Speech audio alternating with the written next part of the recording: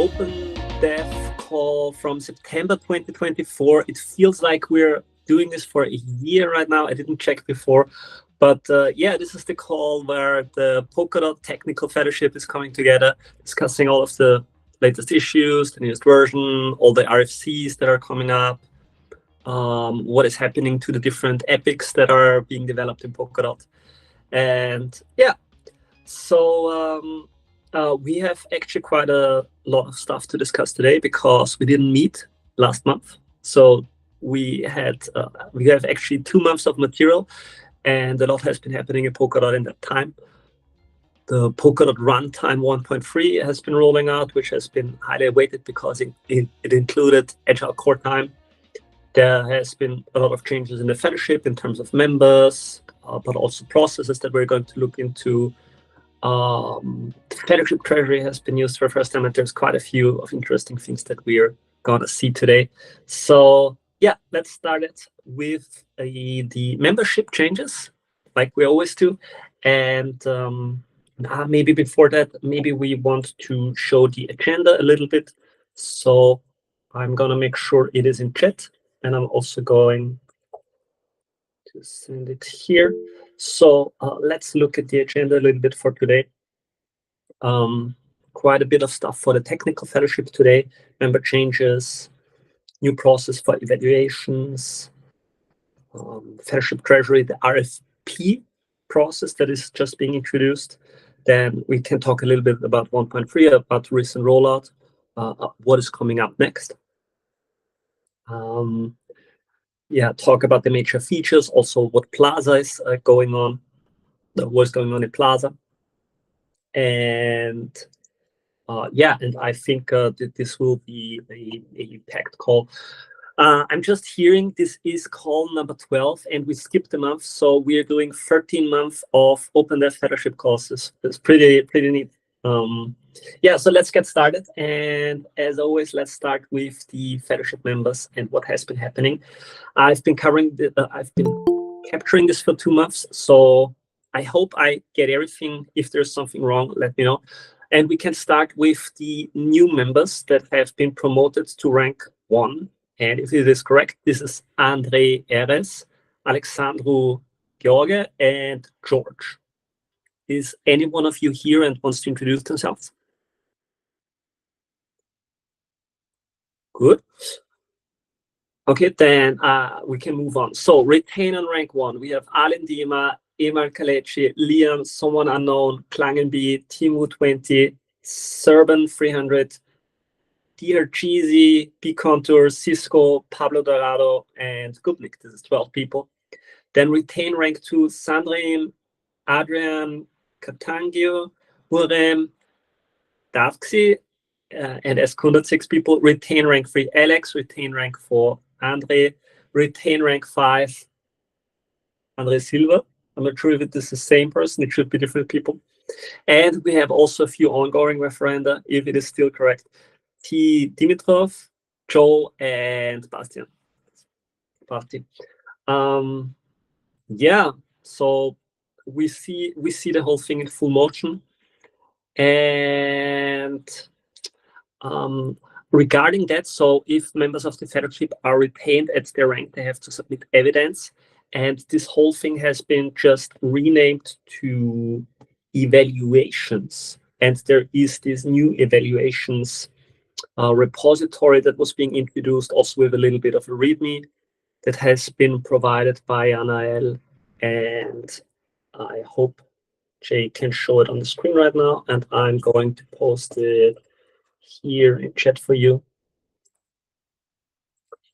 Yeah, so looking into this, I'm not sure if someone here wants to comment on this, but looking at the README, it basically lays out the whole process a little bit more detailed. Gives more scope on this, gives the timeline. So basically, I think more explanations, I guess, so that there's less accidents happening like it was sometimes in the past when people maybe did not submit in time, or there was some technical issues, or not submitting in time and then being one day off or something like this. Okay, I don't see any comments here. So everyone is fine with that. Yeah, so I mean, I can comment on it. So before that, we just had a list of links that wasn't very expressive, and it didn't really make a good position for anything. Like, it was just, okay, look at these 20 links, and then, you know, you can make up your own mind if this person is like still valuable at that rank or not. So now we have like a more text, a more human focused like evaluation, something that you can actually read and then come to your own conclusion. This was a feedback point from members that the evidence wasn't actually any like useful for evaluating someone. So yeah, now we like change it to something that's, you know, like second iteration that's just better, more easy to understand. Yeah. All right, thank you, Oliver. Yeah, it makes sense. And what I also saw, I saw this popping up in the fellowship element chat at some point, was Gavin's guide for fellowship evidence. So this was his opinion on how he's going to evaluate, how he's going to basically judge. Yeah, so there's also an interesting read, and it gives you some insight into how Gavin sees things, what he sees as minimum criteria, what kind of quality he would like to see. Good, so we have that. So moving on from here. Yes, so recent whitelisting. So for the next part, I have a list of things because you've been doing so much on the referenda track. So I'm gonna mention them. And if you feel like you have any comments on that, please just raise your hand and we're gonna call you, or if for some reason I miss it, just speak up. And I tried to sort it a little bit. So I see some, let's say, bug fixes or smaller updates. So there was a correction for asset rates of USDT and USDC, and also other assets like DAD. Then there was an update to the Snowbridge pricing parameters. I think we talked a little bit about this in the last call. And then there was an increase in the validator set size to 400. I think this is always a topic that is met with interesting discussions, what the validator set size is. So is someone here who can comment on why this proposal was made to increase the validator set size?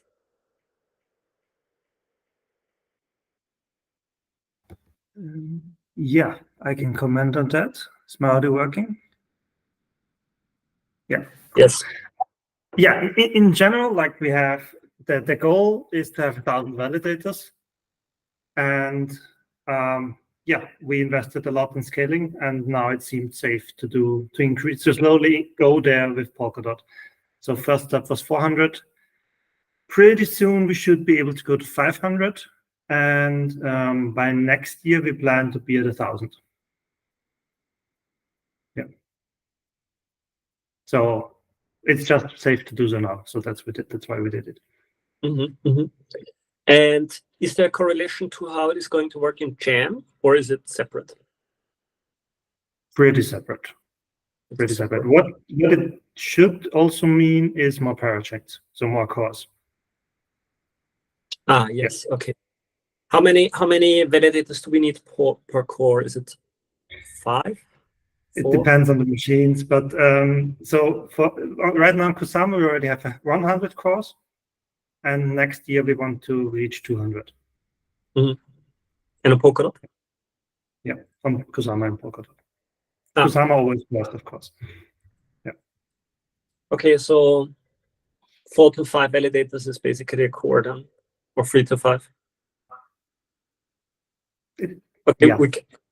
It's complex. I see. All right, you can always ramp up hardware requirements, and then you can do more cores per validator. So it's yeah, and I guess even when there is a transition to Jam, at the end we want to have a lot of validators. So even if it is Jam validators, there's going to be an overlap in terms of the validators.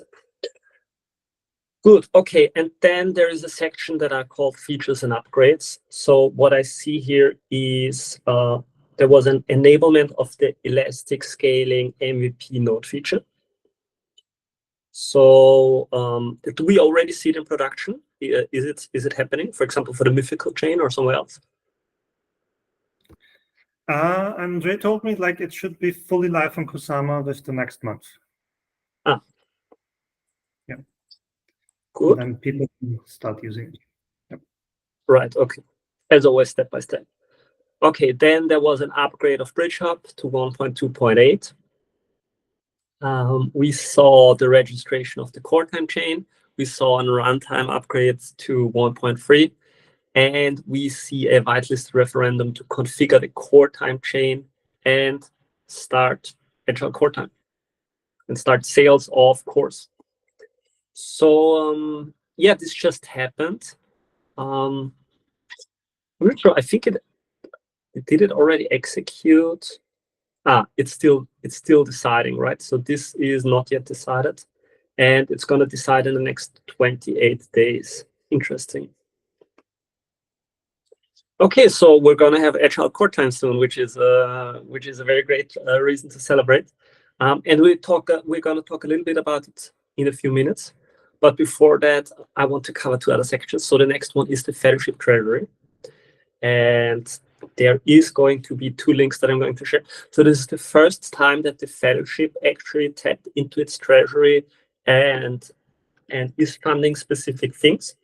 And the first ever Fellowship Treasury funded proposal is for the ecosystem test environment proposed by Brian Chen and I believe Akala. So yeah, this is again the beginning of a new chapter. And this is basically providing tooling. I think is already in anticipation of Jam, if I remember correctly. No, this was the testing of upgrades when different parachain wasms are swapping and basically allowing broader tests. And I guess it's part of the stability initiative. Maybe Oliver? I can talk to it if you want. Okay, yes, please. So like that's like the idea is like mainly for XCM at the moment.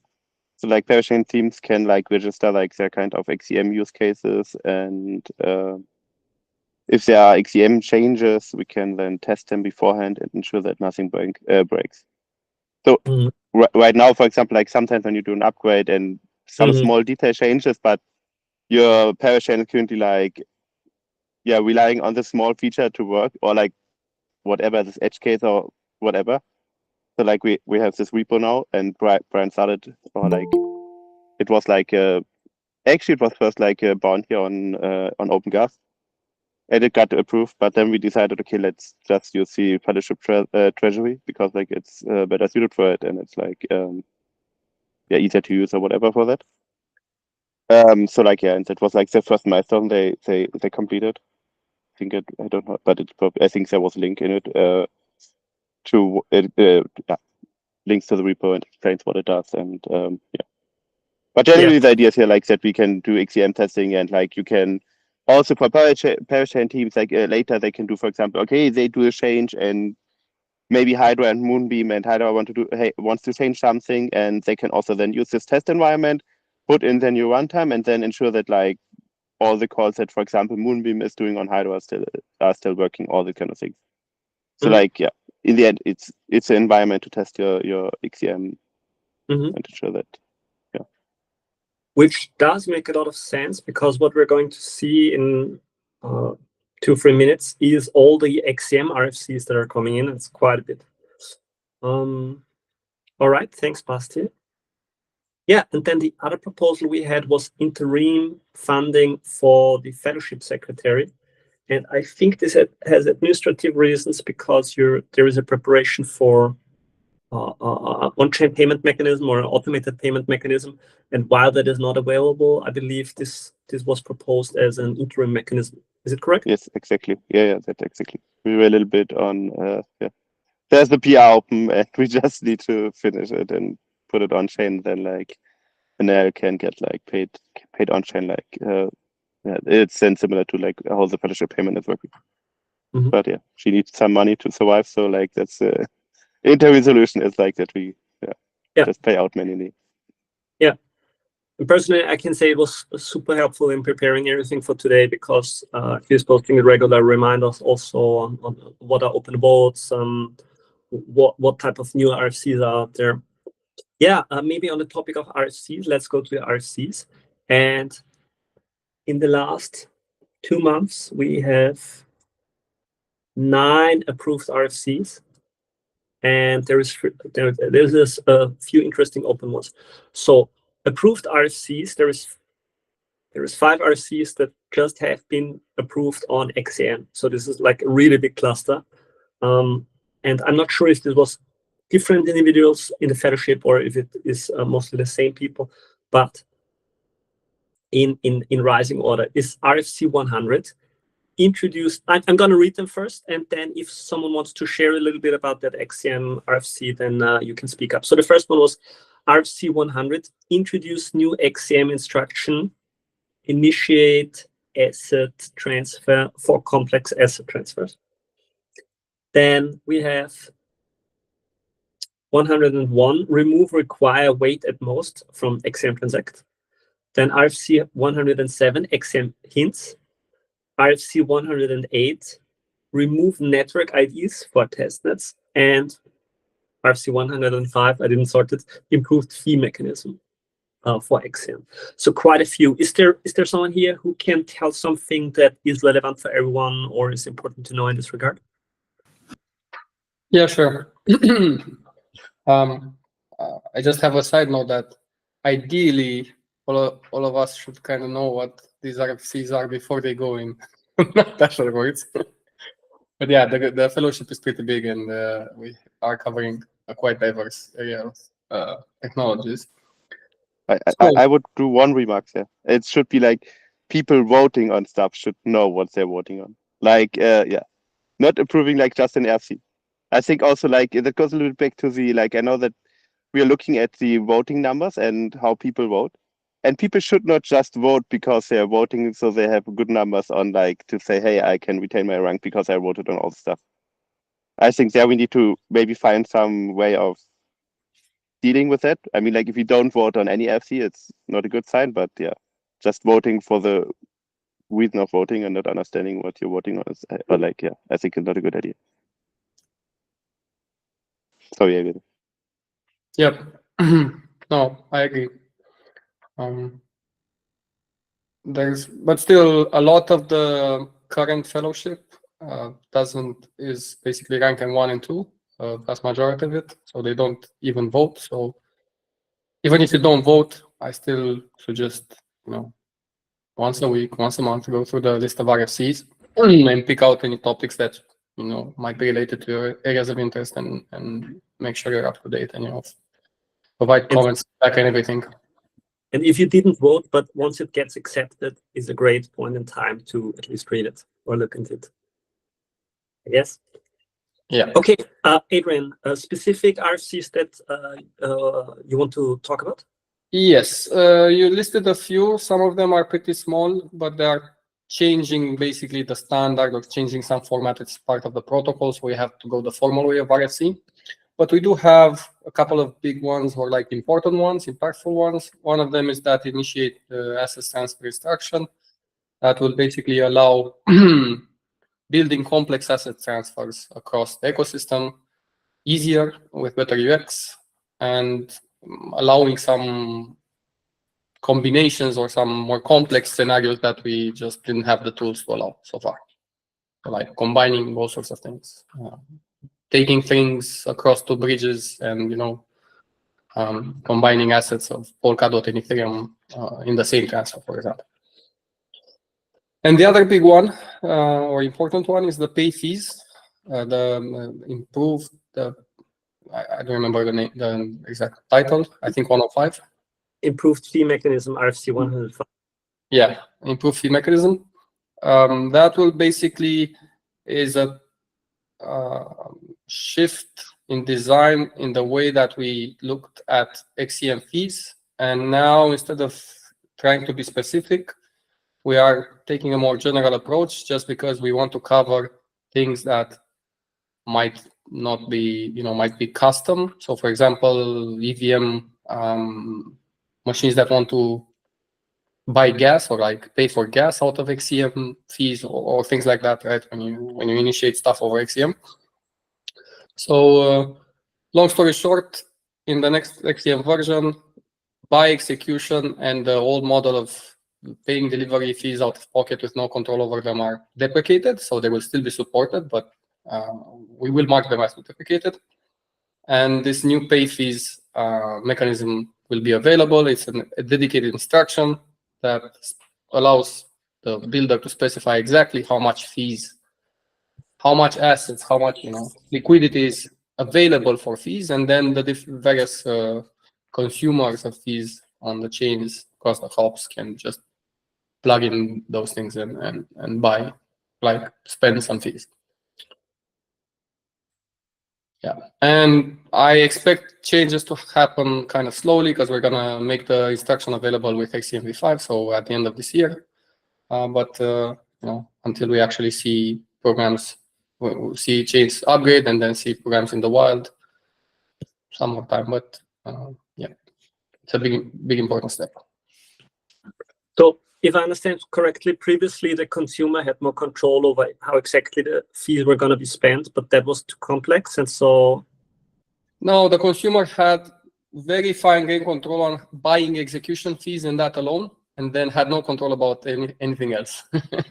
So some things couldn't be done, or some things were done, let's say, behind your back, like delivery fees, which were just being taken out of pocket, basically not part of the XCM transport. Just whoever signs it just pays some fees they don't even know about. They figure it out at the end and have no control of them. So you can't, with the existing mechanism, you cannot set a limit or anything like that. We have UIs that show this stuff, right? So we're not like totally surprising our users. But even if the UI shows this to you, you have no way to put a limit on it. And maybe it changes or the UI is wrong or something. All right. Okay. Thank you, Adrian. Someone here who wants to talk about XCM hints or remove network IDs for testnets? Those two are very small ones. The one about testnets is like testnets change every so often, like Rococo is going to be deprecated, for example. So we should just keep on the standard, like the main nets that we support. And then this, in practical terms, means that in the new versions, people will have to refer to, for example, Paseo by using the by Genesis network ID and just referencing the Genesis hash. And then the other one with hints is just like a little way of making the new set as a claimer instruction easier on the barriers and giving us a little more freedom to add more instructions in the future. Yeah, just that. All right. Thank you, Francisco. Good.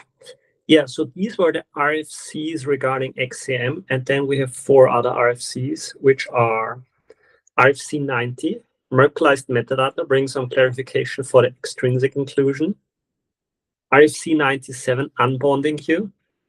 RFC 99, introduced a transaction extension version. And RFC 103, constrain parachain block validity on specific cores. Do we have comments on these? I can comment on the last one. Mm-hmm. So this is for elastic scaling. To get it, like, we're currently launching the MVP, but the full thing needs this RFC to be implemented. For this, we are making some changes to the candidate descriptor in a binary compatible way, so no parachain will break by this. But it is a change which might be relevant for any people building tooling, looking into this data. In particular, collator signature and collator descriptor will change the meaning in the descriptor. So that's maybe a good heads up for anyone building anything that reads these things. Yeah. For parachains, it's transparent. The whole thing keeps working. Also, when it's there, we encourage people to upgrade, but the old thing will continue to work.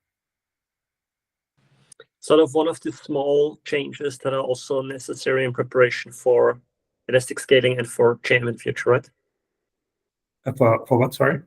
Jam? Or just not really related to Jam, no. All right, no. Okay. Good, so an elastic scaling chain. Okay, and change. And then we have some open RFCs, and I'll specifically go into the ones that have been mentioned in Element. If I miss one, you can also speak up and we can talk about it. But the first one is one where Joe also said he wants to talk about it, and that is RFC 111, pure proxy replication. So maybe Joe, if now is a good time. Yeah, I mean, I don't have much to say about it except that it's a high priority. So I was kind of wondering if people had looked at it or they could get it higher. But yeah, maybe Mukram can discuss it. He's the author of it. But it looks like he just left the meeting. Oh, there he is. Yeah, Mukram, if you want to talk about this RFC or like anything additional you're looking for before bringing it to a vote.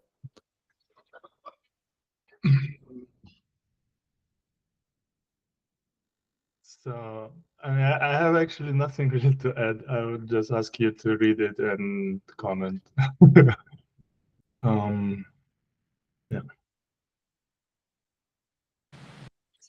So if maybe for the other listeners, what does it do exactly? I heard something about using this proxy. So we have the problem is that we have a pure proxy feature, let's call it this way, and then it sets the relationship within the keyless account and a regular account. So the regular account can execute some transactions on behalf of that keyless account, and as it implies, the keyless account don't have a private key, and let's say, even though there was no that promise set that if you have this pure proxy on one chain, so that you can have the same relationship on another chain, there was not that promise. But even though it's also simple to expect people just transferring some funds to the same keyless account they own on one chain on another chain, right? So it's kind of easy to do that. So this is why we was looking into how we can solve it, how we can do this replication. So if you basically have some pure proxy account relationship on one chain, how we can replicate that relationship to another chain that explicitly also lets it to do for another chain. And that's basically what that RFC about. It describes the problem and offers the solution. I see. So people that are using the same pure proxy for a multisig, for example, are basically able to use the same pure proxy on multiple chains. A problem that we have or had in the past. They're able to replicate that relationship to another chain and start using it. Yeah, I think this is going to be super helpful for teams that are, for example, managing assets on, I don't know, today on the Relay chain and on Asset Hub, but maybe also Correctives chain and Asset Hub or something like this, or for example, using multiple DeFi parachains and moving assets around is always an issue. So I think solving this is pretty helpful for all the multi-sig managers. All right, thank you, Miriam. Sure. Okay, other ones that I saw is RFC 112, compress the state response message in StateSync, and 117, Unbreak Collective. Someone here wants to talk about this? I can talk on both. No one wants, but like the first one is like I didn't read it, but I know that there was an issue on Polkadot and SDK, and I recommended to make an RFC. Basically, it's just about like when you do warp thinking and see then like you just first do your warp thing. So like that means like you get all these you get like, what does it mean? Like for example, Polkadot, you like download once a day like these block where the new validator set is signed by the latest validator set, and that you do. And after you have done all of that, that's like what we call like the warp sync. Then you do a state sync, because like then you know, okay, now I'm near in the tip at the near of the tip of the chain, sorry. And now I need to download actually the state, because like I mean like you cannot reproduce it otherwise. And currently that happens like without like compressing the data. And if you compress it, you can basically do like warp thinking faster. Is it good enough as an explanation for that? Yeah, so it's, are you happy with that, Tommy? It's for validators, so that they have all validators, all nodes, like everybody who's using warp thinking. I mean like and they have an easier time fast thinking. It's faster. The thinking should be faster. Yeah. Faster thinking. If you don't call it like, I mean, we're already at the feature fasting or whatever. Don't call it that way, but I mean, like, yes, you can set up a node faster than right now. Like, let's call it that way. I don't know. Yeah, and the second feature, maybe maybe Pablo wants to talk about it. I think Pablo opens the FCO. Pablo, do you want to talk about it, Pablo? Are you here? But if not, I can start talking about it, and maybe all Pablo comes. We can take him. So like, okay, so like in the late or like recently there wasn't that much, but in the early days we have seen a lot of parachain breaking, like the parachain. They have done a runtime upgrade, something failed or whatever. So, and because like it's permissionless, and you cannot like, there's no one who can say, okay, we just reset the state to something of before. So like you need to have roots. So like all the people were using like the root track for it, which is like quite expensive. You need 100,000 DOT, I think, for putting the deposits there. And the other solution would have been like the fellowship, but the fellowship is like, it's like a political kind of the discussion you can have there, or like however you want to call it, because like if the fellowship, for example, would vote on it for fast tracking it, maybe someone could come up and say, okay, I didn't want to do that, and there was like the rework, for example, does something malicious or whatever, and then like the fellowship would be like responsible for whatever happens there. So like I mean, it's not like everybody needs to go by that, but me and others are like not really happy on voting A on that, and would maybe nay such a proposal. Because like you get into this situation, okay, what do I do now? And so what we propose is like there should be like an unbreak collective. that could be run by people from these parachains teams directly. I mean, they have the same problem. They're like in the end like somehow like responsible for whatever they're approving there. But they could, for example, have more time and look into it and ensure like that the runtime upgrade actually goes back or like does exactly what is being said, and like it's like a little bit of giving, and they have then this possibility of going and like approving certain or like making sure that this kind of stuff can happen. Maybe So- also faster than right now. The group of people that can fast track runtime upgrades. Not runtime. It's more like resetting the And not state or runtime. whatever, going a little bit back or whatever. Whatever the like for example, you can go back so that the runtime upgrade is reverted. You can just set a new runtime or like a new validation code on the relay chain for your parachain, which has a fix included that prevents whatever currently is happening. There are multiple ways, but all these ways require that someone is like approving them. I mean, there's also the possibility, for example, that you have this there's this manager account, or like it's called manager account, the account that is initially uploading like the parachain or like registering it. But when the parachain is first onboarded and produces the first block, this is like or this account gets like downgraded and doesn't have like root access anymore. But the parachain, for example, can later decide to do that.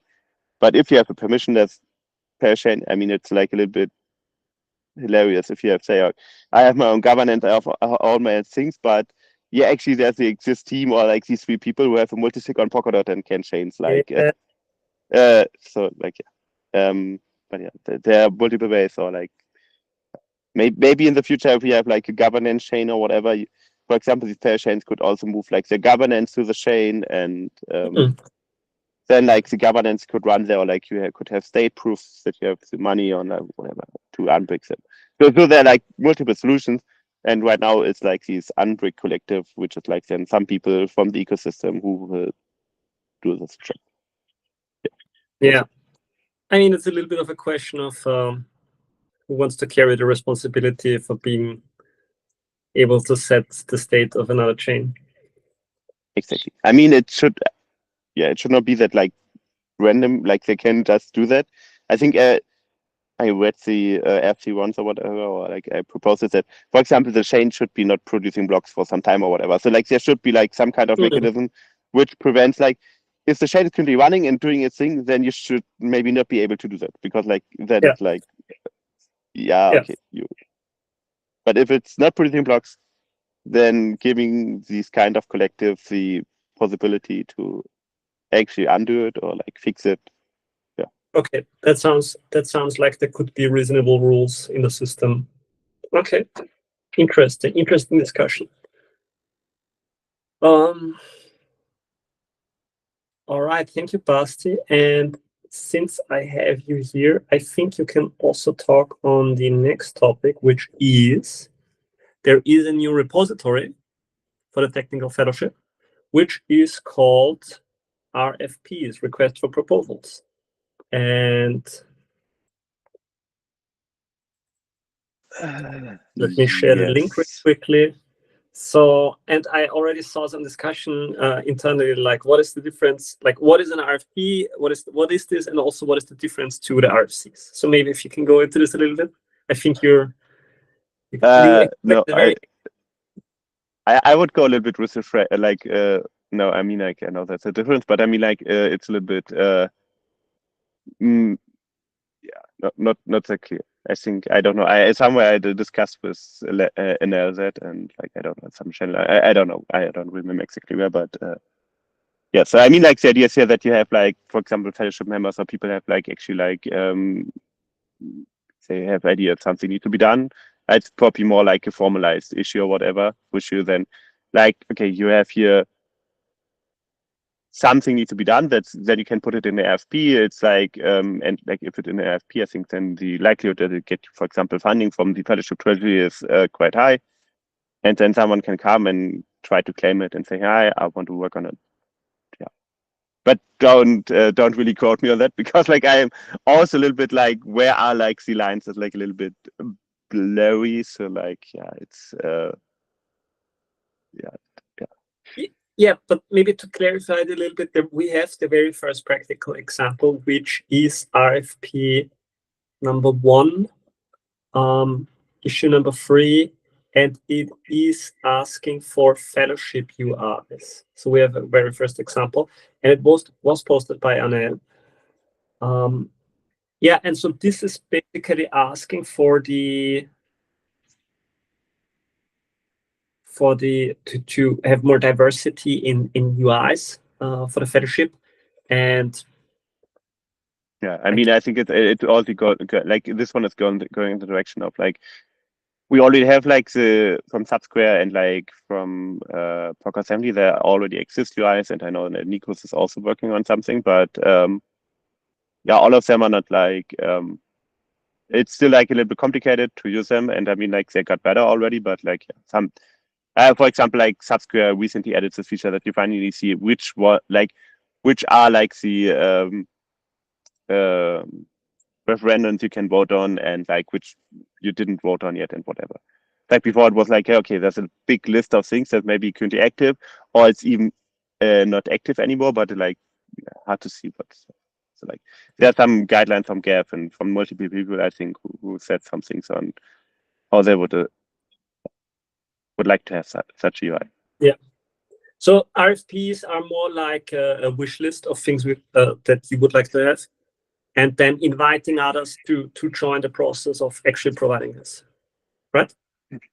Yes, I would say so. It's more like, yeah, it's a wish list, not like, for example, RFC is then more like going into detail and how it actually works, and RFP is more like, hey, I have this idea, I want to have this whatever thing, but I don't really know how it works, but yeah, it would be good to have or whatever.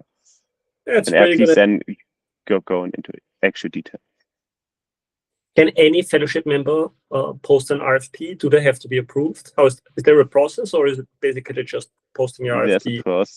There's a process, and I think it's either like somewhere in the repo. There's I think either in the README or it's linked in the README. I read the process. It's but I don't know right now where it is. But it's in the repo. I know for sure. But there's I think also in the README there's a link to it. All right, got it. They can read it.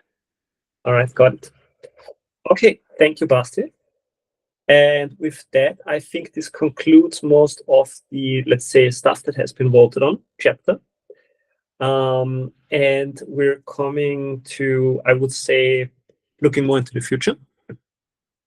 And before that, I think the thing we can now officially celebrate is the rollout of version 1.3, which has been voted on.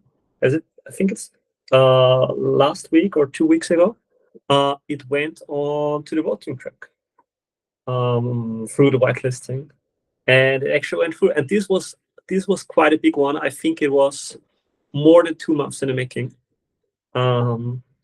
So yeah, it brought agile core time and quite a few other things. And I think it also, maybe someone here knows this, voting from nomination pools, is it also part of the 1.3 upgrade, or is it coming later?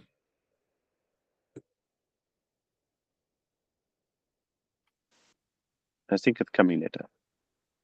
Yeah. I had such a good feeling. Yeah, if you don't immediately write it down, you always lose track of it.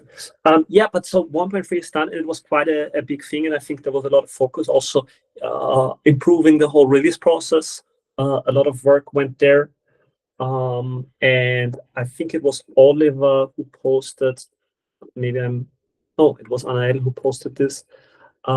This new runtime release process. Runtime release process and PR template. So previously there was a release process introduced for the Polkadot SDK, and now this is being introduced, or it's in a discussion stage to have a standard about how PRs should be submitted. And it says in the description, guidelines to summarize key steps involved in releases. So to me, it looks like every release that is upcoming in the future should follow these steps. And I guess it's sort of the checklist to make sure that standardized way of doing releases is being followed. And I guess it's also reacting to all the feedback in the past from at which points in time to communicate to, I don't know, for example, wallet providers or other integrators. It is an open TR, so I guess it's not yet accepted, and it's also in the runtimes library. So what status does this have? Is it a point of discussion, or is it basically already asserted, or is it Donald's job to just make sure that it happens this way? At least for 1.3, I think Donald was the main guy looking for the PR. Yeah, so maybe I can jump in. I mean, it would maybe help if Anaya can talk about this personally, but yeah, it's as you said, a checklist so that we don't forget anything obvious. But it's on the SDK side. It's on the runtime side, and on the SDK side, yeah, we have like a different process. I mean, I can talk about that later. Yeah, but generally, like we just try to figure out how to release this best on the runtime repo. So yeah, I mean, there's still like communication difficulties. Like we set up two channels to ping people from the ecosystem about upcoming changes. But it's like, you know, if you are not in the channel or whatever, like, yeah, we kind of need to figure out some things there, and at least having them written down step by step kind of reminds us what's still missing. Because in the past, it's like very, you know, like someone opens an issue and then someone adds something to it, and then eventually we come to some conclusion that it's done, but it's like, you know, pretty random, and yeah, so trying to organize a bit. And so it sounds to me like it is in a discussion phase of figuring out the exact process here. Yeah, I mean, if it wasn't in the discussion phase, you know, we would have merged it a month ago, or, you know, already done it. So yeah, there's like still some open questions, but maybe for the next release we can already follow this for the most part. Yeah, I think in general I would see it like as a proposal, and like we can see how it goes and how it works and where we need to improve. And there's probably always like stuff that's not perfect and needs to be better. And but yeah, generally here's like that we reach like people like Persian teams and people building UIs, everybody, like that we have like a better way of telling them what's coming up, and like so NL also added this thing like they're breaking changes, make sure that like you really highlight them and all these kind of small details, which like hopefully makes it yeah.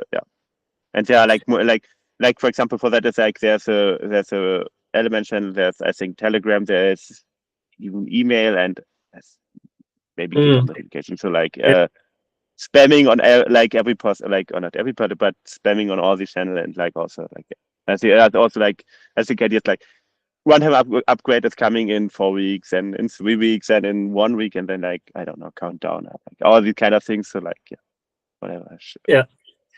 Yeah, I can see such a checklist. I had it in one of in my first development job. I was releasing iOS applications, and the checklist was just every second release I discovered new things and how to properly order it and what to add to the list. So over time it really matures and it becomes a list you're really proud of, checklist you're really proud of. All right. Yeah, but this opens up the question, and I was looking in the runtimes repository. There is not yet an issue for 1.4, if I'm correct. So what's next for Polkadot? I mean, I can't tell you what's next for Polkadot. That's up for OpenDev. But I mean, we don't have an issue. I think the runtimes aren't even on the stable 2407, and yeah, then afterwards we probably want to update on 2409. So I see that probably as the bottleneck. But yeah, I mean, I can't go into detail into the specific changes, but I think there is some backlog of changes that need to happen if you want to get everything in now. So you're talking about Polkadot SDK version, the latest stable version. that is a prerequisite so that the runtime can then build on top of it for the next 1.4 or whatever the next release is. Yeah, I mean, we would probably update it to 24/7 first, I guess. Yeah, but that, I mean, I tried it locally once and there were some compile errors, so I wasn't sure if something in our release process of the SDK is broken or if it's something else. I don't know, but yeah, we should probably start opening an issue to track 1.4. Yeah, and I think, as I've learned in the previous releases, it's basically there is a release upcoming, and then people get their features in as soon as they're ready. And then I would say from the community side, there's always a focus on a few features that are most anticipated. So, for example, in the last one, it was Agile Core Time. So, but is there already someone who has something that they are getting ready for 1.4, just so that we can get a little bit of a feeling of what's coming in this next version? Or maybe it's not 1.4, but 1.3.1? I see. Oh, yeah, Sean. I guess I can talk quickly. I'm working on doing like a Merkleized distribution of assets. So this is something that I've been pinging away and hacking away at. But the idea is that in the assets palette, rather than a minter having to go and call the mint function on every single user, they can just submit a Merkle root, and then the individual users can call with a Merkle proof, which is generated offline, and they can mint their assets. So this solves problems like with the dead airdrop, where I think we had to well, it doesn't solve the X deposit problem, but let's talk about what they did in the dead airdrop. They had to go and make a Treasury request to basically get like ED for every single account. They then distributed ED to every single account. They then called the mint function on every single user, and it was like millions of transactions. Instead here, as an airdropper, you would just submit a single Merkle root, and then it would be on the individuals where they would say, okay, if I want to accept this airdrop, I would make sure that my account has ED, so they would have to go get dot themselves, right? And then they would themselves call the mint function, and that would basically distribute the workload. So as a distributor, you just have one single extrinsic, and then basically it's on the individuals to say, do I actually want this airdrop or not, right? And if I want it, I'll put the ED, and if I want it, I'll make the transaction and I'll claim it. And that should be a lot more efficient and hopefully unlock a lot more activity in that area. So, sorry, go ahead.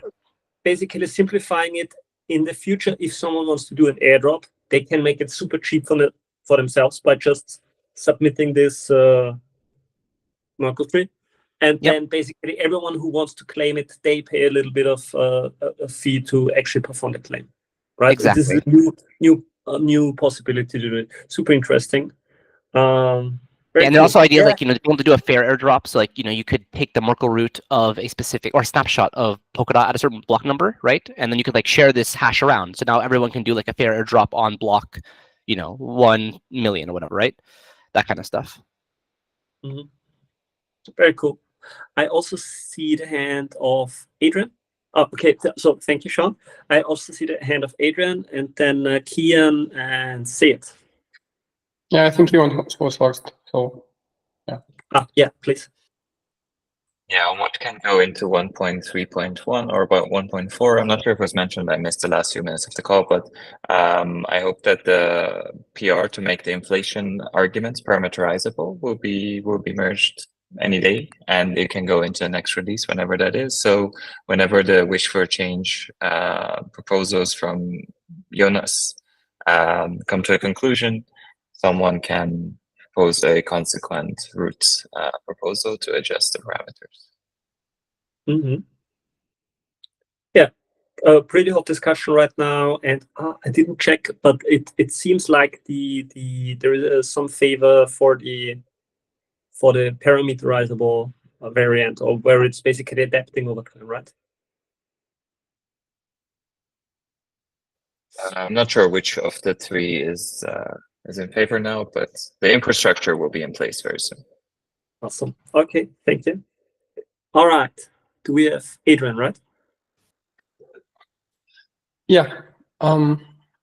We have some things on the bridges side coming in with 1.3 point something. We'll see which patch number we hit. And that will be improving the story around assets transfer over the bridges a bit. So over Polkadot Kusama, you would be able to transfer any sorts of assets, not just DOT and KSM. And also, you would be able to, we would want to offer Kusama exposure to the Ethereum bridged assets to Snowfork.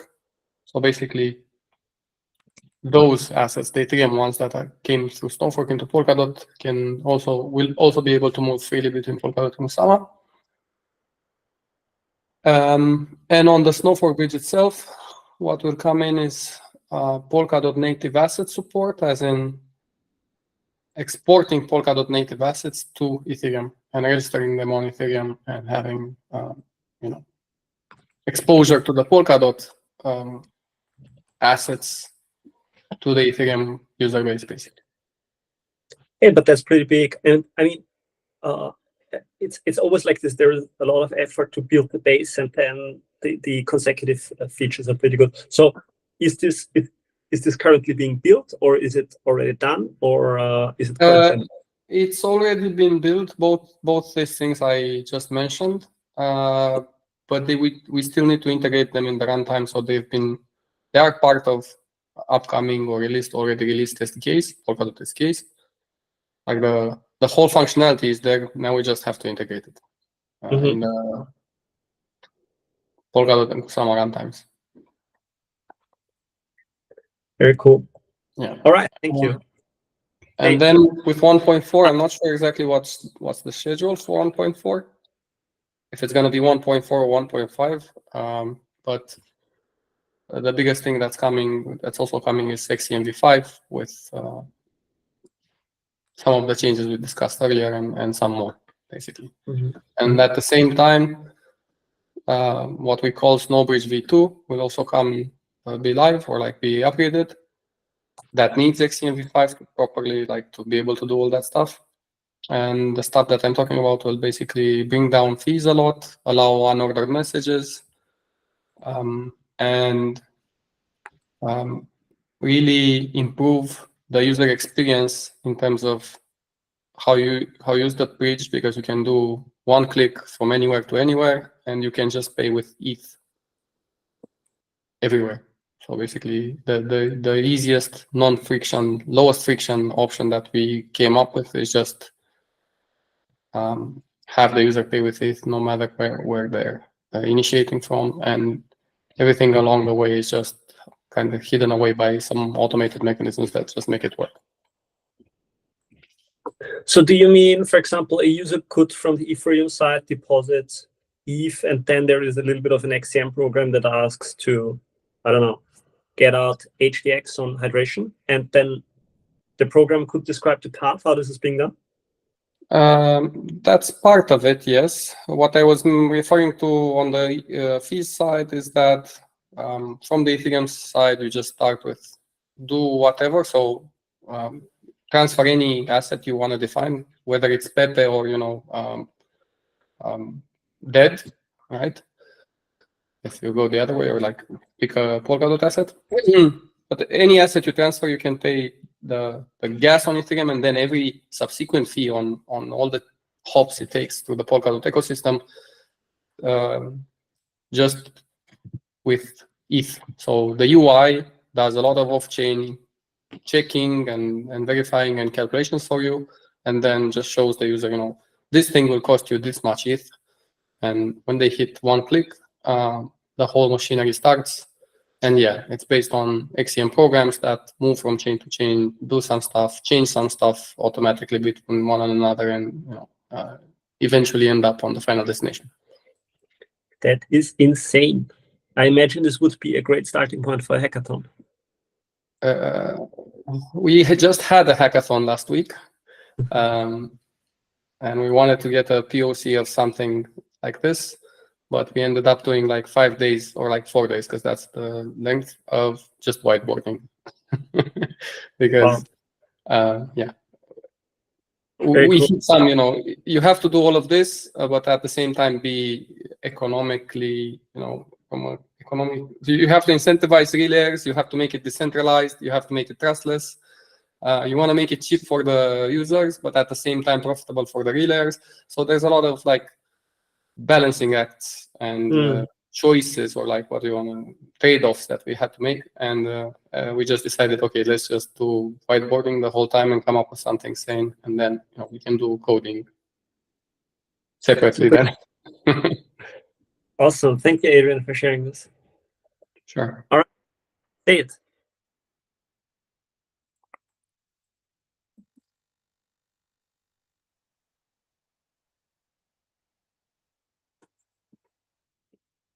Guess we had a connection drop. Oh. Maybe Sorry, you mute. okay.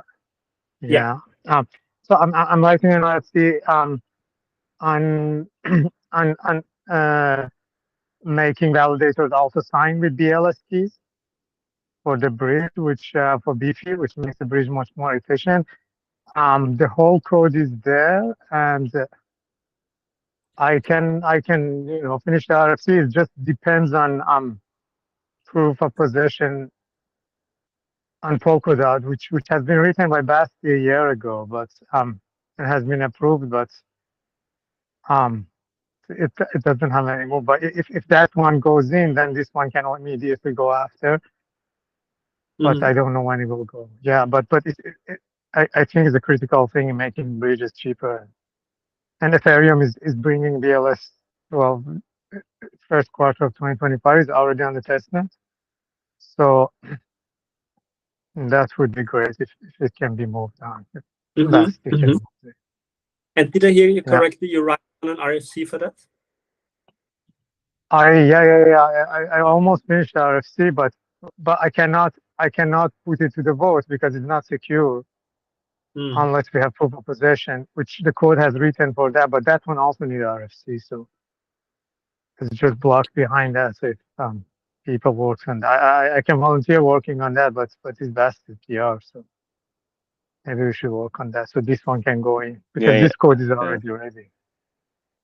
I have seen your comment and that made me a little bit turn off from my PR, but I will come back to it and to like do what you said, like introduce your proposal there. Thank you. That would be awesome. Then the bridge will be much more efficient. All right. Okay. Thank you. While we're at it, is anyone else here that does want to share what they're working on, even if it takes a little bit longer, but might be relevant for the group or for the listeners? Okay. Good. Yeah, this was very nice. Hearing what everyone is working on. Yeah, my suggestion is maybe to go into 3 epics that I have in mind, but if there is any other topics that you think are relevant. So what I would be interested to hear more about is core time, elastic scaling, and Plaza. So on the core time side, my understanding is that bulk core time is out now.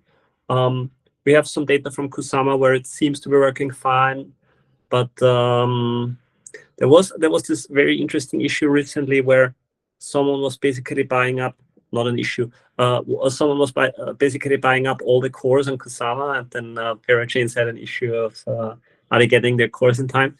But I mean, on the other side, it's just a normal function of the market where people have to buy the cores if they want to use them. This was very fun to see, and I always was hoping to see something like this. But it's not fun if you're in the position of the parachain that is wants to buy a core and then has troubles doing so. But I mean, like there we need to go in a little bit because, like, I mean, the first point here is like they can win you, and in this time, no one can, like the what was the name, the core baron, or like whatever the name was for the guy buying all the cores. Yeah. Could not have done his job. I mean, like he could, like they could still have come later and done that, and bought all the rest of the cores. But I mean, I know that we informed, like people got informed that like it's your time now. Like, you have 1 week. In this 1 week, you need to be and push a button I mean, there's auto renew. I think it came now with 1.3. So like, it will be coming. I don't know exactly when it comes. So like you, at least you can like use an on-chain. You can put there some funds and then like maybe still have some bot that informs you if you're running out of funds. But otherwise, like you can say, okay, I will just auto renew every month, and then it does the job for you. So like, yeah. But I mean, like it was not that's the system. And I mean, like if someone wants to buy all the cores and you sleep before, then yeah. That's. I mean, there was a 12-month advance time horizon to get informed and be warned and pull your trigger. No. But I mean, like it's also like I know that people from Parity actually like pinged all the people, like all the teams beforehand. It's now the week, or like even I don't know exactly how they done it, but I know that they informed people. I mean, it can happen, and but yeah. All right, Robert, you want to talk on this or some other topic? Yeah, maybe just to what Basti said. I mean, there's 1 week where it cannot happen. Also, the guy who bought all the cores, it didn't really snipe it either, right? Like he did it eventually. So there was time. And there is a proposal by Seago on the Treasury right now, I think, for having some alerting system for teams. And there's also auto renew. So UI will also help even more with that. And yeah, I wanted to say something else, but I forgot that. So let's keep it at that. All right, thank you. Yeah, so the question is Agile Core time. What's up with Agile Core time? And I see Donald. Yeah, sorry, I thought I raised my hand earlier, just after Rob. But I think that what that showed was really that there is a market for secondary markets. You know, people who miss the cores and somebody who buys it because they think it's worth buying. It then has additional value in a secondary market where the person can then go and say, okay, whoever bought that core, I'll buy it for whatever. So if they post a, you know, if they say on this secondary market that I miss my core, I'll buy one for whatever inflated price they're willing to pay, then it's exactly what the secondary markets can step in and do. And I think that, coupled with potentially, it could be argued that the Kusama cores are a bit too cheap. It's like we pumped a load of cores into it without changing the price adapter. So there are a few things that we can change there, little tweaks to, to make the market more realistic in terms of the core, in terms of the price adaptation. But yeah, it'll be interesting to see how it develops because this is just the market at work. Yeah, and from what I understood, also the person buying all the cores got then in contact with one of the teams that basically resold them a core. So yeah, secondary market in effect, just as you say. All right, does anyone have something to share on Agile Core time? On demand? On demand, maybe some notes on demand. Like we right now have plenty of cores, 100 on Kusama right now. So on demand will and Agile Core is about to launch on Polkadot. Like we had the runtime upgrade, and I think this week Thursday, right? Also the sale will start. So Agile Core is there with Agile Core also on demand. That being said, we deprioritize like super easy integrations for teams right now. So you can use it, but like how you order core, by what metric, all these things, you will need to figure out yourself. Reason being, we have enough cores right now. So, and cores are cheap on Kusama. They will also be rather cheap on Polkadot. So I don't think there will be too much demand for on-demand right now. So we thought other things are more important. But you can use it. You can absolutely use it. It's just not like it doesn't come with batteries included yet. You mean on demand? There is a basic functionality for on demand available? Yes, basically the relay chain, everything is there. You can use it, but like we envisioned, like it would be nice for teams to have some palette and node features ready, where, for example, that your chain automatically orders a core when you have this amount of transactions in the mempool, things like that. And this we haven't done yet. So you can just submit a basic order core and you get it. That works. Yeah. And is it on Kusama? Is it on Polkadot? It is on Kusama, and it will be on Polkadot with Thursday. With the next release? Actually, on the next cycle, but yeah. Sorry, what? With the next release, or is it already released? Yeah, so On the demand. on-demand is there, but there's currently no there's no region in the pool, so there's like no pool availability to buy yet. Yeah, so it's part of the regular sales cycle. Exactly. So when cores are unsold, they get recycled into the pool, and so then you'll have pool availability where there's no if there are cores left over from the sale. And then if we do see some activity on Kusama, people experimenting a bit more, we can add a system core, or we can put it up for a referendum to add a system core where there'll be a full core's worth of availability. But at the minute, it just doesn't look like that's so if there's unbought cores, they are available to the system itself to slice them up and sell them on demand. Yeah. Interesting. Okay. Good to know. Which is then burnt, obviously, as the rest of the revenue. I think around the topic I had, like, it would be nice to have someone who maybe wants to do like a maybe bachelor or master's thesis. So like if someone knows someone at the university who can come up with like a, not like with some implementation, but more like a way of determining when you want to buy a core or whatever, that would be something maybe could be interesting for someone. Like if someone knows someone at some university who wants to do something, that could be maybe like a topic on more like is that a situation for a request for a proposal? I also thought about it. Yeah, it could be depends on how you see it. Yeah, but it could be like a FP or whatever. I mean, then there goes the question of like who, if the fellowship Treasury want to pay for that or whatever. But yeah, for sure, like or maybe I know there will be like like some kind of bounty or whatever in the future, which like goes a little bit more into Rust development or whatever, which could also be used here. So like that we get someone who maybe flashes out, or like at least brings what Grower said, like make it possible to order a core when like transaction pool is like at 100 transactions, which should be like straightforward to implement. It's with some guidance, it should not be that complicated.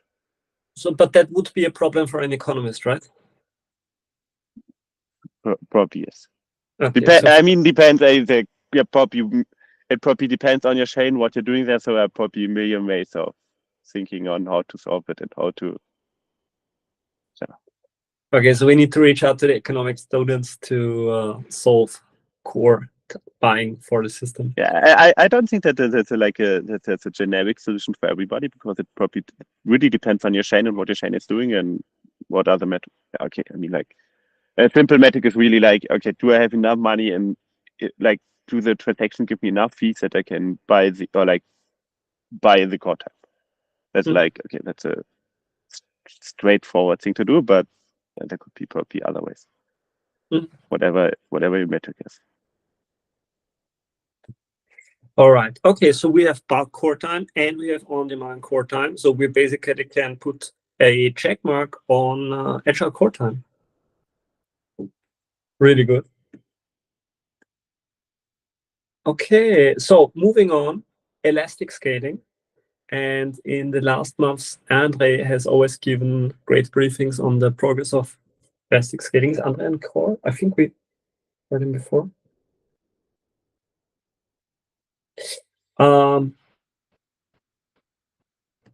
Okay, maybe not. So elastic scaling, can someone else tell on what's the progress on elastic scaling? What exactly? Like we already talked about elastic scaling. Like it's so what is the question? Yeah. So okay, maybe so. This my understanding of the status from the last call was that there is the MVP out, and there is ongoing research in two directions. One is to I don't have the full notes here. I think one is in terms of how much can you squeeze into a single core, and the other is can you remove the limit of having exactly 3 cores for elastic scaling? Okay, so on the limit for 3 cores, like from the real chain perspective, is no such limit. It's just like if you by default you need to produce blocks in sequence. So you need a beefy collator to do more. Because while the validators can validate in parallel, you need to produce in sequence. So basically, the limit is what your collators can do, in a sense. Then there is also the issue that if you have multiple collators, that one guy produces, the other needs to import first before it can produce the next one. So this adds additional overhead. And for this, we plan on implementing transaction streaming. But this will only be ready next year. So so far, if you really want to go like a lot of execution on many cores, you need very beefy collators. But it's no limitation like in the protocol itself. It's like a limit in Polkadot SDK. It's like a Polkadot SDK limit. So, but there is a basic version rolled out of elastic scaling, and that is already working. So basically, parachains could already start using the existing version that has been rolled out, or pretty much. So definitely on testnets, and I think I have to double check what is missing on Kusama, but it's at least almost there on Kusama to give it a go. Yeah. Yeah. I mean, I'm gonna meet some mythical people tomorrow. I think tomorrow. So I will ask them. Maybe they know more. All right. Good. And then the last thing that would be great to talk about today is Plaza. And I do understand that Joe might know a little bit about the progress on Plaza and maybe other people. Yeah, I know a little bit. So I've been working like pretty much primarily on this for the last week or so. And maybe this meeting is like a week too early. I should have a lot more like concrete info next week, but I'll definitely follow it up with like some kind of written form, like a blog post or a forum post with a lot more details than we can cover in 5 minutes here. But yeah, like maybe like a couple of points to talk about like before specific points on Plaza is like, yeah, the name came from Rob's blog post, which mostly focused on like I would say like two things. Like one is we've had this minimal relay project, and the idea was always that like we kind of put everything into their own chain, right? Like a staking chain, a governance chain, like and so on. And Rob suggested an alternate, which is that like everything goes into Asset Hub. And the second part was to add EVM compatible contracts to Asset Hub. So I guess like with the name Plaza, like what I'm considering it is as like it's a collection of projects, right? Like it's not a new product. The product is still Polkadot. It's not a new chain. It's not like renaming Asset Hub or anything like that. It's a collection of a bunch of projects that all have the goal of making Polkadot like easier to use, easier to integrate, easier to get started on. And so like, yeah, you could kind of consider Plaza like, I guess it's a code name, right? Like it's a project of projects, but it's not like not like a new thing that like end users would see. It's just like something that we're working on.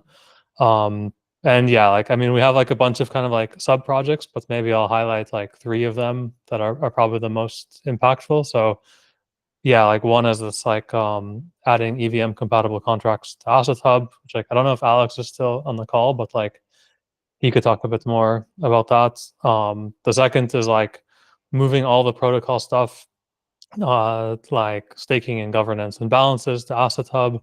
And so this will have like, it'll have much lower deposits for proxies, for multi-sigs, lower existential deposits, of course. Also for stuff like you have exchanges and like they might support DOTs, but they don't want to support USDT because they have to also support Asset Hub, and it's like extra integration work for them. So just by bringing everything onto Asset Hub, we hope that we get like much better support from say like exchanges or like other providers on supporting a lot of things like, yeah, stable coins or like lowering their deposit minimums because the existential deposit is much lower. So hopefully that makes like end user experience, it results in end user experience being much better. And then like the third thing that I'll kind of mention is like changing some of the APIs. So like right now, the common pattern that people use in app development is like they actually read storage directly, right? So like every time we have a storage migration in a pallet in Frame, everybody's application breaks because they're trying to read some value that they can't decode anymore. And so the idea here is like we basically change everything to it's called view functions. And this would make like the implementer abstract away any kind of storage change. So like, you know, if you're looking at like governance or something and you just ask like, you know, give me the votes in this referendum, it's always going like this view function will always return the same thing, even if like the underlying storage format of like how votes are stored or like what information is part of a vote changes. That would normally break your application, but if you're accessing this through the view function, nothing changes for you. It's basically like a stable API to read from Polkadot. So yeah, I guess like I'll write all this down and like we should have like more concrete timelines and stuff in the next week or two of like where we think how long it'll take to develop and like maybe like more specific specifications on each project and like what it will mean for everybody. But like that's the general idea of it. Wow. Okay. Pretty big. A great summary. The three concise points. And yeah, this discussion has been quite a heavy one about having the system chains with the staking chain, a governance chain, balances chain. So this decision or this understanding of maybe putting it all in the same place because there might be more conveniences is I'm sure it's not an easy decision to weigh all these factors. And then did I hear it correctly? View functions like view? Yeah, Or view. View. Okay, all right. Okay, I see that Sean raises a hand. Yeah, can I just say like one more thing actually? Because like you Yeah. kind of mentioned like about like shoving everything into one chain. Like the stuff that I've defined here as like being part of Plaza is like mostly runtime stuff. But like if we shove everything into one chain, we're also relying on like elastic scaling and like everything that Rob's team is doing. So like the reason I guess like we don't, you know, officially categorize that stuff under Plaza is because it also benefits every parachain, right? Like it's not specific to like Polkadot system chains or Asset Hub or anything like that. Like other parachains can also use that stuff, but like so can Asset Hub. So it's all kind of related in the end, but I don't mean to leave Rob out. All right. Okay. So Yeah. there's a right. Okay, Sean, please. Yeah, sorry. I wanted to just say, Joe, I think what you're working on and this stuff around Asset Hub and Plaza is like for me the most important thing that we could be doing in the short term. I'm wondering from your side, like, you know, being completely honest, like, is it something where if we just threw more resources at certain problems that things get done faster or whatever? Like, I mean, we have a bunch of like level 1 fellowship members. I don't know if like we got like a few level 3s or 4s, you know, had groups of 5 and we just tackled things like, I mean, going through and making all these view functions seems like it should be pretty simple. Going through and refactoring things, I don't know, like what can be done to help you push forward? Because obviously not everyone can do like the hardcore technical stuff, which probably is involved for Plaza, but like probably we can start, you know, using this massive level 1s to go around and make these view function PRs. So from your perspective, like how can we do this like better? Yeah, for sure. Like there are components of it that like more people can make it go faster. So like I think like we need to refactor all the currency stuff into these fungibles and considerations. Yeah, like support for relay chain block numbers instead of having like pallet specific block numbers or pallet based or chain based block numbers, because like of course if Asset Hub goes from like, you know, 12 seconds to 6 seconds, and then like all of a sudden it gets a spike and it has like, you know, 1 second block times or something. You don't want all the vesting schedules and stuff to change. So like basically everything on the relay chain has to be compatible with that. Yeah, implementing view functions. I think maybe like designing them is a little bit more difficult. Like one of the things we want to do is like, if you look at systems like staking, it's not like one pallet, right? Like staking and governance are each probably like 5 to 10 pallets.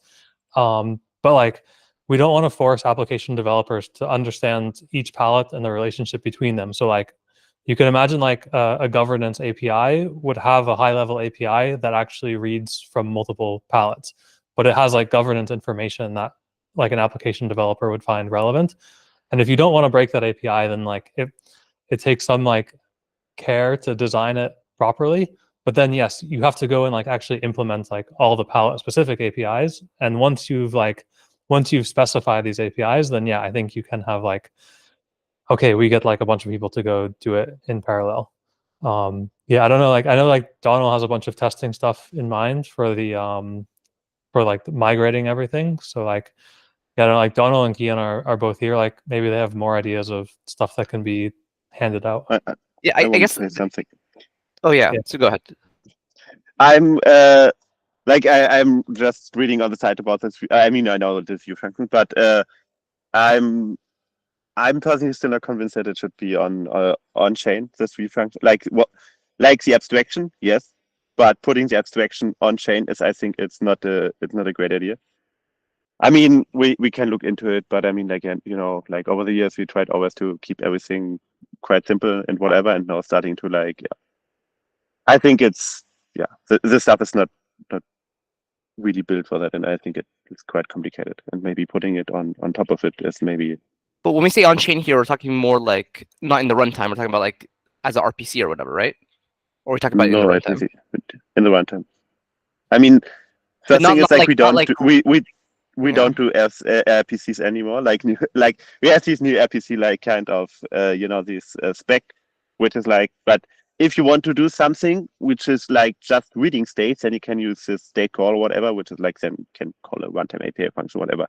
But if you, I don't know, expose like a state, I mean, it can be done. We need to see. I'm not convinced, and think maybe it's like, because like over the time you will need to have like a lot of hacks, and I don't know. Yeah, I mean, like maybe I'm out of date on this PR, but like I don't think you should have to invoke any on-chain or like invoke a transaction to read something. Like you should be able to define it in the runtime and invoke. Yeah, no. But what I mean with on-chain is that it's in the runtime. So I used the wrong word. It's more like it's part of the runtime that's running on-chain, whatever. But yeah, it's not part of like the on-chain logic or whatever. But it's like Yeah, I mean, it'd be good if like the API signatures were in the metadata, but I don't. Yeah. Yeah, in the metadata, the signatures from the runtime API. But sorry, Oliver. Yeah. So just to get this right, or for general understanding, the view functions are just runtime APIs, but we use them like more specific for these things, right? Yes, conceptually anyway. But I know like Andrew's added some other features, like you can subscribe to them. Yeah. Well, I think that there's a. But Troy, for example, if you go for subscribing, it's like that's extremely difficult to make it. For example, with the Lightline, it's like, hey, we can make something that's subscribable, and we don't have, we don't have a solution for how it actually will be work in the real world with the Lightline. I mean, if you say, okay, we don't care about Lightline, it's quite easy, but even then, like all these nodes need to keep up, and it's not that just making stuff it works, but yeah, it's not like we need to think about it. So, Joe, do you think that this migration to the Plaza is the right time to try to get these things through, or like is this kind of a nice to have? Like what? Like, so I actually see like the nice thing with these 3 projects is like they don't depend on each other at all, right? Like you could do this view function stuff today with like all the stuff on the relay chain. It doesn't matter that these palettes are on the relay chain or asset hub. And then same with like the migration and smart contracts. Like you could do any one of them as a standalone project. So I think all of them, like, we wish that it happened yesterday, but this is where we are. So I don't see any reason. And I think like the people who would work on them are quite different. So yeah, I mean, I don't see a reason to put like one in front of the other or like wait on one. So then I think going back to the call to action here, because I think we have this call, we have a bunch of people who are probably like excited to work on stuff but don't have stuff. Like right now, I know you have a team who's working on these things. Like how many more level 3s and 4s do you think you could bring in who could be like owners of certain parts? And then how many level 1s under those people could like be a fury of like task doers, like just back of the hand envelope thing? Maybe we can try to form a open chat group, something like that, where we can just start doing some of these efforts. Yeah, I mean, I don't have a number in mind, but like I imagine quite a few. Okay. Well, maybe as a call to action, there are any level 1s or 2s who are looking for something. Let's try to connect to each other, and let's get these tasks done. Because these are all, I think, things that are doable with anyone with a pretty at least basic understanding of Substrate and Rust. Yeah. Robert. I have a question with regard to this view function. In general, I think it's a great direction, like this button for quite some time, that we keep relying on reading state directly. But regardless of not whether this is in the runtime or not, it would be great if we had at least some wrapping library, which is not in the runtime, which can also abstract away, like, is this on a relay chain or an asset type or whatever? Is this planned? Yeah, like at least specifying it and implementing one version is planned. Yeah, it's also named Facade, but yeah, this would ultimately be like I don't want to say Polkadot API because Poppy is already taken, but it would be like one API where like you could just say like, so for example, like, I mean, we talked about like governance and staking before, but like you might have DOT on multiple chains, right? And so like, if you're a UI and you want to show like what's the balance of this account, you shouldn't have to go around to every chain, right? So like you could imagine like every single chain has its own API that returns the balance of DOT for some user. And then like you could have a higher level API that would just call every chain's API under the hood. And then like a UI developer just says like, give me the balance of this account, and it queries everything and gives you one response. Awesome. Who is doing that? Who's taking care of this? Kiana and James. Nice. That prompted a lot of hands. Yeah. I'm trying to see the hands. Okay, first one was Kian. I want to give some general comments on this. I think others, if have questions, it's best to actually go to the next person. Okay, Basti. I don't have questions. I wanted to say something to what Joe said. Which, Okay. like... Okay. So...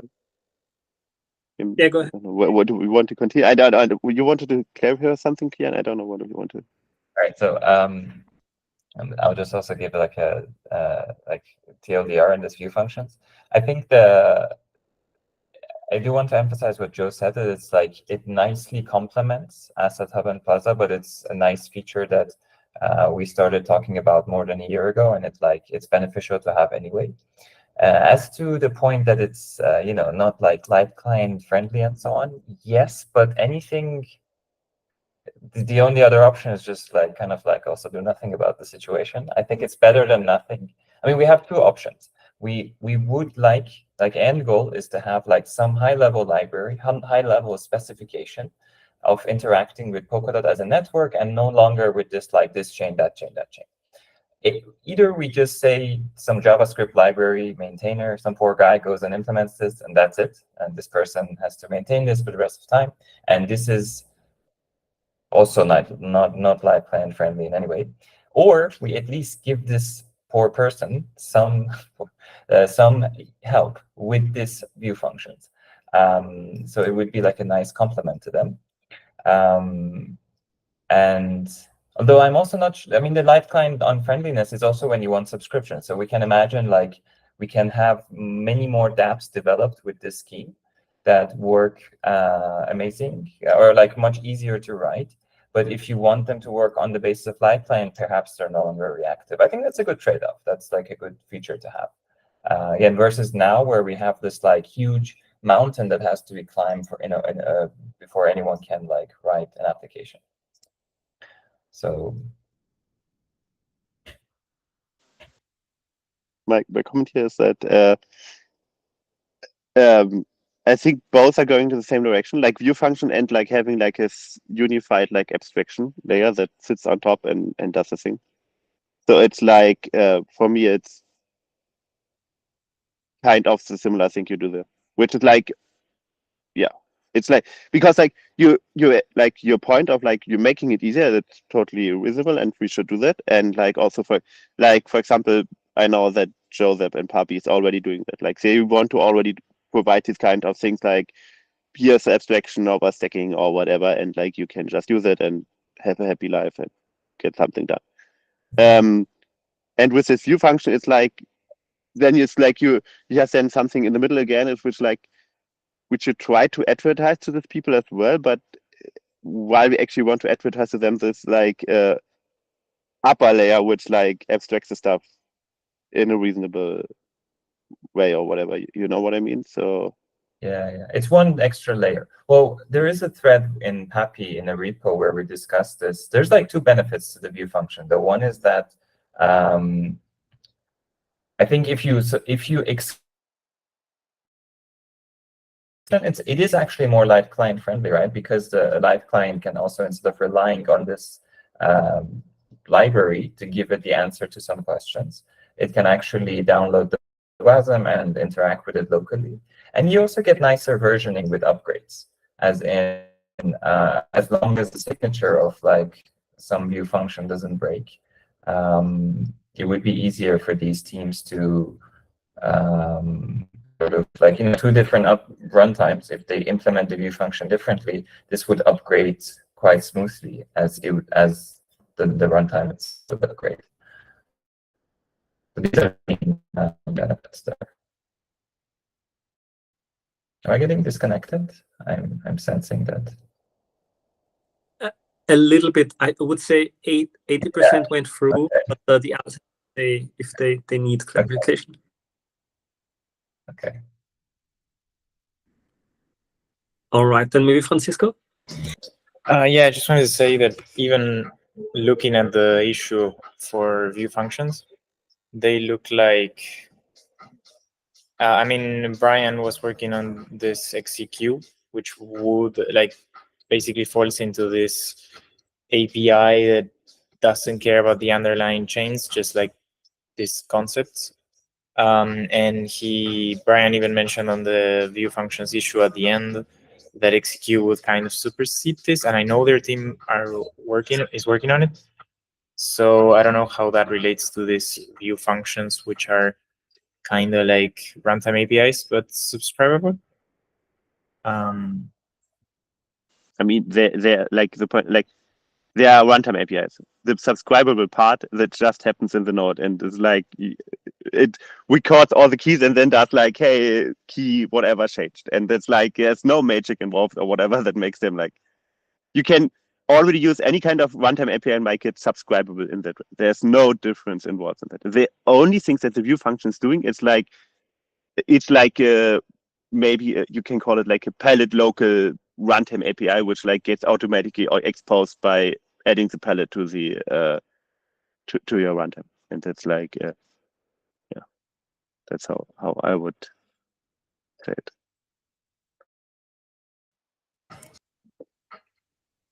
Okay, got it. All right. So it's just like a helper for like in your palettes, just like some macro to easily do this runtime APIs. Okay. Yeah. I see that we are probably want to switch to another topic, but just as overall remark, like I guess for this Plaza and the setup migration, what provides the most value, I would assume, is something more high level, like the facade thing. Like, well, maybe we want the view functions later or whatever, but if you just want like an exchange or front end developers to use this, then I think that would help them the most. But yeah, I don't know. I mean, that's my opinion, I guess.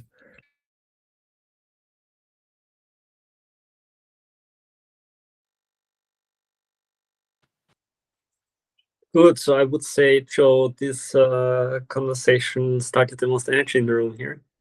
So this is gonna be really interesting. What's coming up here? Okay, and you said you're gonna write a summary of the current status of what you learned in recent days, and basically give an overview of this new perspective. Yes. Yeah, maybe more like weeks, not days, but soon. All right, I'm really looking forward to it. So yeah, let's close down this topic, and I have two more things to raise for today, and then we have a message from Gavin after that. So the first one is the topic that we've also talked about in the last few calls, and that is stabilizing Polkadot. And Oliver has been giving us updates every month.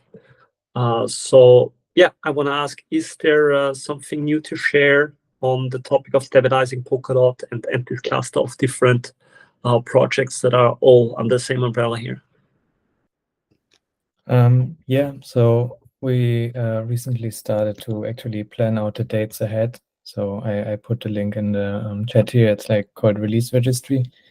And this is like supposed to be the base data layer. Like if you just look at it, it's just a markdown that's auto-generated from JSON. But so the idea is that we have like all the future dates in a like unambiguous JSON format with a schema and everything, so that now like we can use this to further automate our process.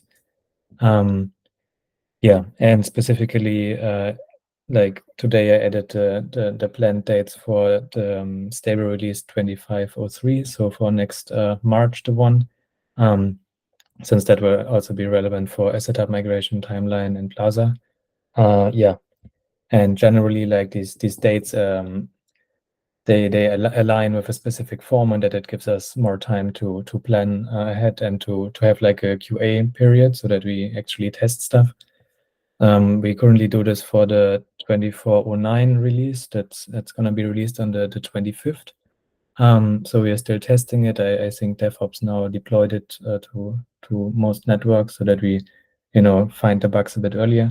And then on the 25th, we want to release that. Yeah, so that's like the 3-month stable releases.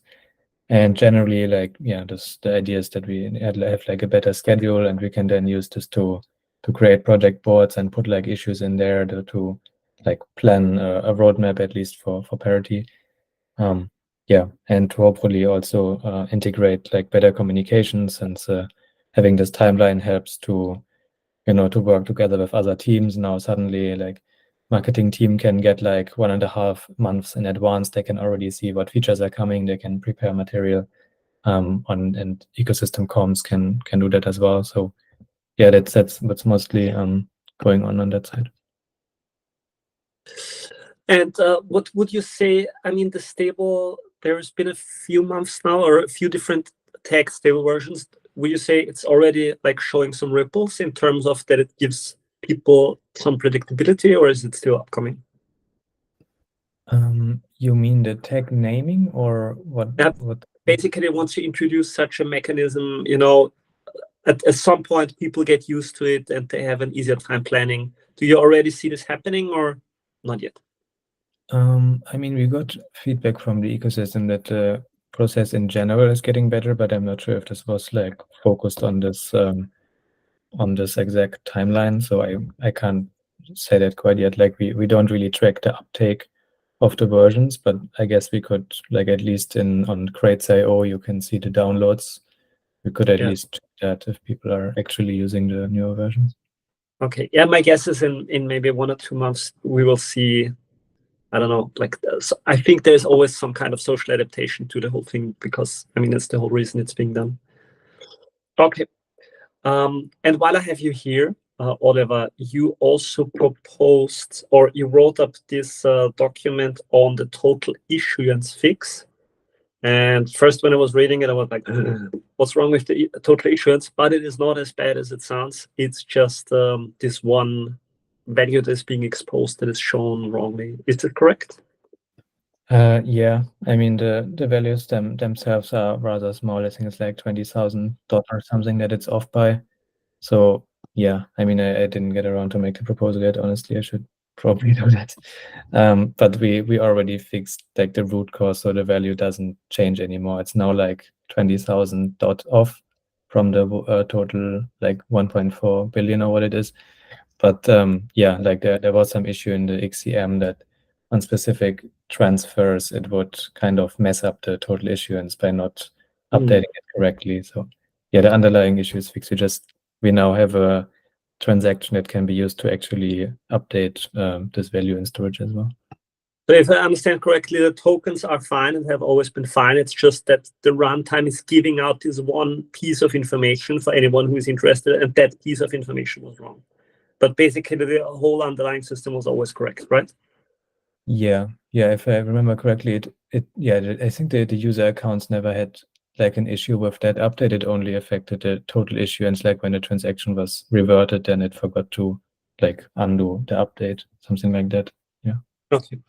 Yeah, that's good to know. So everything is fine. All right. As a closing thing for today, I think it's a good time to close this down. Typically at the end of the call, we ask Gavin to give a little bit of a summary of what he's currently working on. But since he is also in Singapore and it's already getting close to 2 in the morning, he instead chose to send a little bit of a message. So for everyone watching, you're going to see it in a minute. For everyone here in the call, if you go to the chat messages and you scroll all the way up, you will see a pinned message that has Gav update in the URL.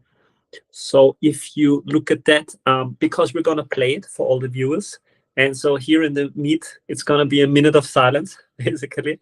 But for everyone watching, they will see the video. So if you want to watch it at the same time, maybe I'm giving you a short countdown or something. That is fine for you, Jay, also. Okay, so everyone, I guess, had some time to grab the link. And so maybe if we started in 5 seconds or so, 3, 2. Hello. This month has been mostly a summer month, so I've been not doing too much beyond travel, some conferences. Jam has been mostly in development. There have been some important changes to the grey paper, which can be seen on the grey paper website. One of the most important things that I'm working on now is the final piece of functionality, which is the ordered accumulation that will facilitate some important use cases, in particular getting work packages that want to use the data of previous work packages in a low latency fashion possible, and also doing the getting Polkadot parachains working well in all situations, including asynchronous backing. Cheers. Until next time. All right. So that was Gavin's message for today. And yeah, I think we're coming to an end for the call for today. I think we covered great material today. We went through a lot of whitelistings. I mean, we went through 2 months of work. I see that there is a lot happening in the area of XCM. The fellowship treasury is being used for the first time. The new RFP process is being introduced, and we put a big check mark on the agile core time with bug core time and on-demand core time, which are both being made available in the coming days. We heard from a few of the developers here in the room on what they're working on at the moment. And so the next release, it doesn't have this focus point at the moment that the community typically strives for, but the process is stabilizing. We're seeing more stability in the whole thing, which is really good. And then we had this really interesting discussion with Joe talking about Plaza, where it's unclear, is it Plaza or should we just call it Polkadot or Asset but I think most people call it Plaza. With the 3 major things are the EVM compatibility, moving staking, governance, balances, and so on to the chain, and then the upcoming view functions, which initiated the most discussion, I would say. Yeah, and with that, I would say we can close it down for today. Thank you all for participating in the call. I really enjoyed your discussion when I didn't have to talk too much. And yeah, and as Joe said, it should be called Plaza because Polkadot is Polkadot and Plaza is Plaza. Yeah, thank you everyone for joining the conversation, because this was really nice when I could just sit back a little bit and listen to your conversation and energy here. And yeah, we're going to see each other in a month. And maybe a few of you are at token 2049. Then we can also have a conversation at the Polkadot booth, which you can see at P34 and P42, whatever that means. So maybe we see each other in the next few days. And for everyone else, have a great month and see you soon. Thank you. Bye. Thanks. Bye-bye.